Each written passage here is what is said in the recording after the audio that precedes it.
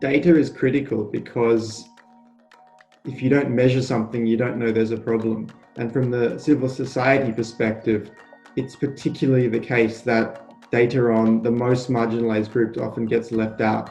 So it's really important for us that these issues and those voices are heard. And it's fantastic to see a high-level event like this because that's the level it needs to be to gain the traction that it needs to have.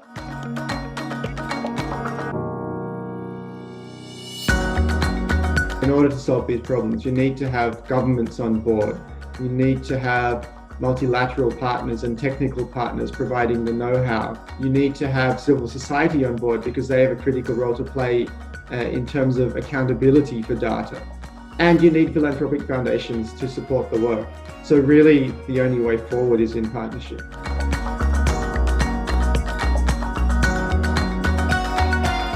The issue is that there's so much duplication around what's going on around the world. If we have 190 countries doing 190 things, it's just going to get complicated. It's complicated for multilateral partners, it's complicated for governments, it's difficult for civil society to compare what's happening in their country to what's happening in other countries.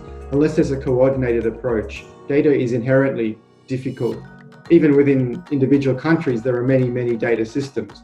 Unless we're working together, it just gets complicated beyond measure.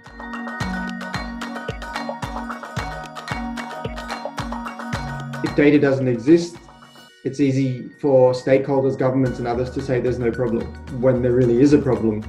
And again, it's particularly these most marginalized and key populations who are most intimately affected.